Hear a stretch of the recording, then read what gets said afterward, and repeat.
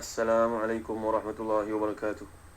Innal hamdalillah nahmaduhu wa nasta'inuhu wa nastaghfiruh wa na'udzu billahi min shururi anfusina wa min sayyiati a'malina. May yahdihillahu fala mudilla lahu wa may yudlil fala hadiya lahu. Wa ashhadu an la ilaha illallah wahdahu la sharika lahu wa ashhadu anna Muhammadan 'abduhu wa rasuluh. Ya ayyuhalladzina amanu taqullaha haqqa tuqatih ولا تموتن إلا وأنتم مسلمون يا أيها الناس اتقوا ربكم الذي خلقكم من نفس واحدة وخلق منها زوجها وبث منهما رجالا كثيرا ونساء واتقوا الله الذي تساءلون به والأرحام إن الله كان عليكم رقيبا يا أيها الذين آمنوا اتقوا الله وقولوا قولا سديدا يصلح لكم أعمالكم ويغفر لكم ذنوبكم ومن يطع الله ورسوله فقد فاز فوزا عظيما أما بعد. Saudara Permit Bersama Hari Syahrudin, saya pendengar yang rahmati Allah sekalian, alhamdulillah bersyukur kita pada Allah Subhanahu Wa Taala dengan limpah kurnianya dapat kita menyambung kuliah tafsir ini. Dan saudara yang dimuliakan Allah sekalian, ikhwati fillah, kita berada pada ayat 74 dan seterusnya daripada surah Taha, iaitulah firman Allah Subhanahu Wa Taala, a'udzu billahi minasyaitonir rajim. إنه من يأتي ربه مجرما فإن له جهنم لا يموت فيها ولا يحيا ومن يأته مؤمنا قد عمل الصالحات فأولئك لهم الدرجات العلى جنات عدن تجري من تحتها الأنهار خالدين فيها وذلك جزاء من تزكى. Sungguhnya barang siapa datang kepada Rabbnya dalam keadaan berdosa, maka sungguh baginya adalah neraka Jahannam. Dia tidak mati, terus akan merasakan azab dalamnya dan tidak pula diberi peluang hidup untuk bertaubat. Tetapi barang siapa yang datang kepadanya dalam keadaan beriman dan telah mengerjakan kebaikan, maka mereka itulah orang yang memperoleh darjat yang tinggi dan mulia, iaitulah syurga Aden yang mengalir di bawahnya sungai-sungai. Mereka kekal dalamnya. Itulah balasan bagi orang yang mencucikan diri.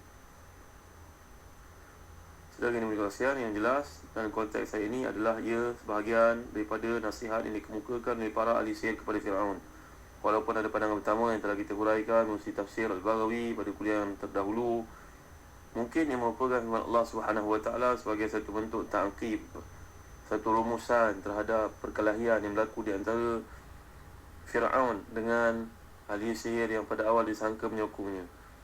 Dari pandangan kedua ini nampaknya disokong oleh kebanyakan para ulama tafsir. Ia merupakan sebahagian daripada nasihat para ahli sihir kepada Fir'aun laknatullah alaih. Dalam ayat yang terdahulu, nasihat yang pertama mereka katakan, a'udzu billahi minasyaitonir rajim, qalu lan nu'thiraka 'ala ma ja'ana minal bayyinati walladhi fatarana faqdi ma anta qad innama taqdi hadhihi alhayata ad-dunya inna amanna bi rabbina liyaghfira lana khatayana wa ma akrahtana 'alayhi minas sihri wallahu khairun wa abqa. Ini ayat yang terdahulu, nasihat pandangan mereka. Mereka berkata, kami sekali-kali tidak akan mengutamakan kamu daripada bukti yang telah nyata ditunjukkan kepada kami, dan kami tidak akan mengutamakan kamu daripada Rabb yang telah menciptakan kami. Tuan-tuan, perkataan fatara ni kalau kita belajar bahasa Arab, salah satu maksudnya adalah mencipta satu benda daripada tiada kepada ada. Ini merupakan sifat-sifat Allah Subhanahu Wa Taala. Jadi fatarana artinya mencipta satu daripada tiada kepada ada. Di sini ada tiga sifat Allah SWT yang dijelaskan oleh ahli sihir yang beriman. Yang pertama, fatarana. Yang kedua, Rabbana. Rabbana ni kalau kita belajar perkataan, Rabb maknanya pemelihara, penjaga, pembimbing. Dulu kita pernah huraikan ketika mentafsirkan surah Al-Fatihah yang lalu. Alhamdulillahi Rabbil Alamin. Rabb. Itu sebab datang perkataan tarbiyah. Tarbiyah maknanya murabbin, murabbi. Seorang murabbi itu menjaga anak-anaknya, menjaga anak didiknya dengan sifat-sifat yang daripada Allah SWT, diambil daripada perkataan rububiyah, Rabbani. Yang ketiga, tuan-tuan, lafaz mulia yang tercakup di sini iaitu perkataan Allah. Jadi fatara bererti mencipta satu sebelum ada sebelumnya satu, sebelum ada satu sebelumnya.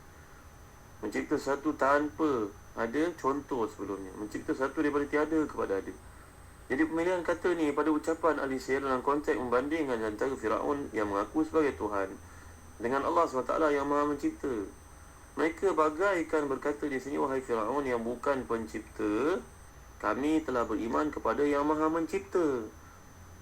Engkau bukan pencipta, tapi Tuhan Nabi Musa ini lebih kami yakini sebagai pencipta kami.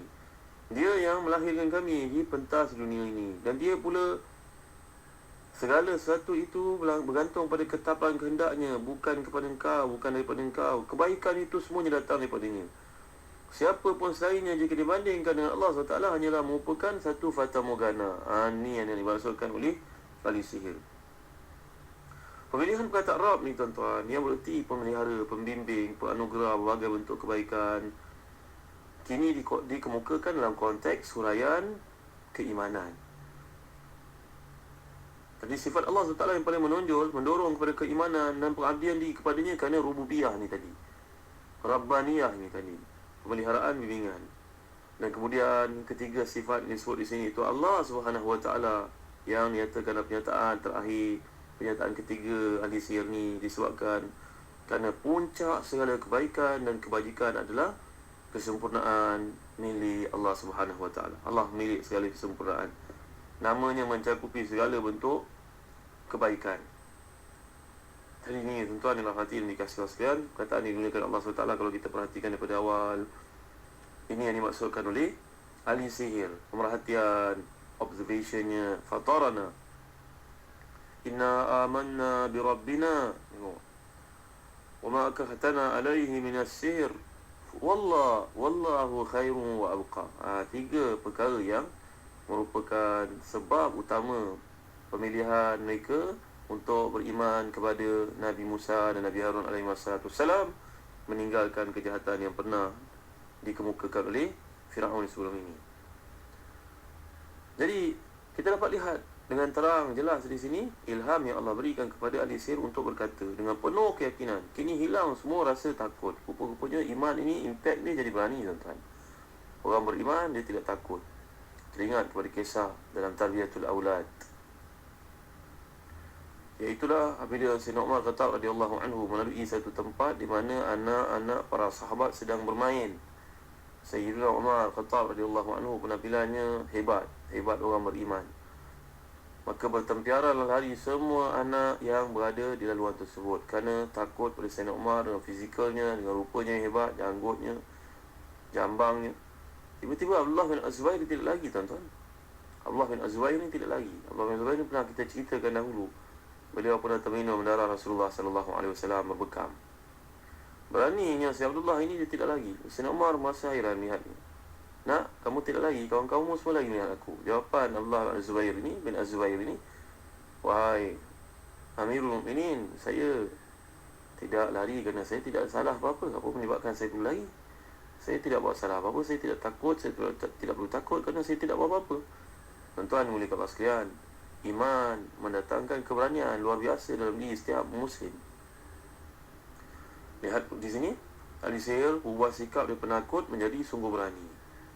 Kerana kagumnya kepada Allah Subhanahu Wa Taala, mereka berkata, sungguhnya kami telah beriman, mengagungkannya. Dialah pemelihara dan pembimbing kami yang selama ni telah berbaik pada kami, walaupun kami durhaka kepadanya, kami kufur padanya. Kamu beriman dengan harapan kiranya dia mengampuni kami, maka kesalahan lalu akan dihapuskan. Tuan-tuan, orang masuk Islam ni, aslamta ala ma aslamta min khairin. Al-Islam yajubu ma qablahu, sabda Nabi SAW.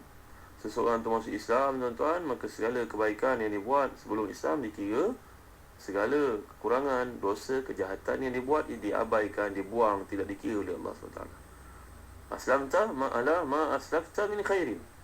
Kamu masuk Islam dengan segala kebaikan yang pernah kamu buat dikira. Al-Islam yajubu ma qablahu. Islam menghapuskan semua keburukan yang pernah kau buat dahulu. Dakwahlah tuan-tuan orang keliling kita untuk masuk Islam. Dengan tangga kita, adik-adik kita yang masih belum Islam sebagai contoh. Kadang-kadang kita perlu kreatif macam saudara se-Islam kita yang berada di Eropah, di Sweden, semasa bulan tahun kelahiran Nabi Muhammad SAW, beberapa bulan yang lalu, mereka telah membeli makanan-makanan halal, biskut-biskut daripada negara umat Islam, dihantar dalam presentation yang cantik ke rumah Kristian, rumah jiran-jiran yang Kristian. Dan semua menjadi hairan kenapa banyak sangat pemberian orang Islam kepada orang lain pada hari ini. Wujud satu impact Mereka bertanya, dan akhirnya bila ditanya kepada yang menghantar makanan ini, mereka jawab, inilah kelahiran Nabi Muhammad sallallahu alaihi wasallam. Ini yang merupakan kelahiran Nabi Muhammad, kami menyambut ulang tahun tersebut. Islam ini adalah agama peace. Assalamualaikum warahmatullahi wabarakatuh. Tengok kalimah pertama dihamburkan kepada seorang, disampaikan kepada seorang, semuanya berbentuk pujian, doa keselamatan, kesejahteraan dan sebagainya. Maka kami cuba untuk menyebarkan kebaikan Nabi Muhammad yang kami kenang jasa baginda dengan kelahirannya, ulang tahunnya pada hari ini. Tuan dimuliakan Allah sekalian, dakwah yang begitu kreatif. Jadi ahli sihir ni sekarang mereka telah meyakini dengan sebenarnya apa yang dibawa oleh Nabi Musa dan Nabi Harun alaihi wasallam adalah final. Habis segala penipuan sihir yang dipelajari sebelum itu tidak lagi berguna. Sekarang dah ada benda yang jelas benar, mengapa tidak ikut? Ya Allah, ampunkanlah kami tak ada dosa kesilapan kami lalu, kekufuran kami beriman hari ini, hapuskanlah dosa-dosa kami lalu, ya Allah. Mereka jadi lebih berani. Ditambah lagi, siapa yang datang kepada Tuhannya, tengok digunakan di sini, innahu mayati rabbahu mujrima. Sungguhnya siapa yang datang kepada Tuhannya dalam keadaan derhaka. Kita dah perhatikan dalam kamus bahasa Arab, sebagai kamus, sebagai contohnya kamus Al-Farid, kamus Mufadat Fazil Quran oleh Ar-Raghib Al-Asfahani, perkataan jurum adalah merujuk kepada tangkai yang patah ataupun buah yang terpisah bertangkainya. Jadi pemilihan perkataan si ahli sihir ni pun nampaknya bijak. Ialah ahli sihir yang terpilih kita telah pelajari pada kuliah-kuliah yang terdahulu. Mereka bukan orang sembarangan, orang bijak. Diberikan beasiswa, diberikan gaji yang lumayan, diberikan segala bentuk penghidupan yang membahagiakan kepada ahli sihir ni. Tujuannya untuk menyokong dakwah Fir'aun. Tentulah mereka orang bijak. Jadi tujuan mereka menggunakan kata innahu mayati rabbahu mujrima. Siapa yang datang kepada Tuhannya dalam keadaan berdosa besar, derhaka. Kenapa Allah guna perkataan mujrim di sini? Ahli sihir menggunakan perkataan mujrim kerana ahli sihir telah pun diberi amaran oleh Fir'aun dalam ayat yang ke-71 yang lalu. Apa amarannya? Innahu lakabirukum alladhi 'allamakumus sihr fala uqati'anna aydiyakum wa arjulakum min khilaf wala usallibannakum fi juzu'in nakhl. Kamu beriman kepada Musa ini, dia mengajar kamu rupanya untuk konspirasi terhadap aku. Kalau gitu aku akan potong tangan kamu dan kaki kamu secara bersilang, dan aku akan salib kamu di pokok-pokok korma, pada pangkal pokok korma. Jadi mereka telah ditakutkan oleh Firaun dengan penggunaan bahasa yang cukup bahaya. Aku akan potong. Jadi potong maknanya terputus lah kan. Jadi di sini penggunaan yang sebaliknya digunakan oleh ahli sihir kepada Firaun supaya memberi amaran dan peringatan kepadanya, engkau zalim pada kami tak mengapa, tapi ke akhirat besok orang yang berpisah daripada kebenaran, kamu gunakan ayat berpisah hati nak pisahkan anggota kami daripada yang lain, maka kami pun beritahu kepadamu. Seolah-olah begitulah tuan-tuan penggunaan bahasa di sini. Taqabulnya cantik sekali, jinasnya. Kalau kita belajar bahasa Arab ini panggil satu bentuk jinas, istiqaq. Jadi kalau kamu beri amaran bagaimana akan menyisahkan anggota kami, kami juga beri amaran kepadamu. Orang yang berpisah daripada ketetapan Allah SWT, Allah suruh buat satu benda, dibuat yang lain, ini seolah berpisah lah. Tidak mahu ikut keterangan ketetapan Allah, maka dia pun akan ada baginya ketetapan fa inna lahu jahannama la yamutu fiha wa la yahya. Dia akan kenakan neraka jahanam. Lahu kita dah pelajari, lahu huruf jar di sini merujuk kepada makna istihqaq. Istihqaq maknanya layak baginya untuk menghuni api neraka yang begitu dahsyat hukumannya di sisi Allah Subhanahu wa taala. Para pendengar yang dirahmati dan dikasihi Allah sekalian. Kemudian datang ayat yang ke-75, a'udzubillahi minasyaitonir rajim. Wa may ya'tihi mu'minan qad 'amila as-salihati fa ulaika lahumud darajatul 'ula. Jannatu 'adnin tajri min tahtiha al-anharu khalidina fiha wa dzalika jazaa'u man tazakka. Dan barang siapa datang kepada Tuhannya dengan keadaan beriman, setelah melakukan amal saleh, maka mereka itulah orang yang memperoleh derajat yang tinggi. Syurga-syurga adil yang mengalir di bawahnya sungai-sungai, mereka kekal dalamnya. Dan itulah balasan bagi orang yang menyucikan diri. Tentu sebagaimana kebiasaan Quran, sentiasa apa istilahnya, menggandingkan dua perkara yang berbeza. Ayat yang lalu berbicara tentang hukuman Ini ayat yang datang memberi motivasi. Memberi motivasi kepada siapa? Kepada orang beriman. Ayat lalu merupakan amalan kepada mereka yang derhaka, yang memisahkan dirinya daripada Allah SWT. Dan ayat ini adalah motivasi kepada mereka yang sentiasa mendampingkan dirinya kepada Allah SWT. InsyaAllah dalam kuliah datang kita akan lihat apa yang tersirat di balik ayat yang mulia ini, kaitannya dan janji-janji Nabi SAW, mesti hadis-hadis yang sahih bahawa syurga ni akan memiliki tingkat-tingkat yang berbeza-beza. Yang lebih ikhlasnya akan lebih tinggi kedudukan daripada yang kurang. Doalah kepada Allah selalu supaya kita dapat menghuni syurga Firdaus seperti doa yang kita pelajari pada kuliah yang terdahulu.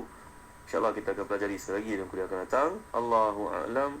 Wa sallallahu ala sayyidina Muhammad wa ala alihi wa sahbihi wa baraka wa sallam. Walhamdulillahi rabbil alamin. Wa barakallahu fikum. Wassalamualaikum warahmatullahi wabarakatuh.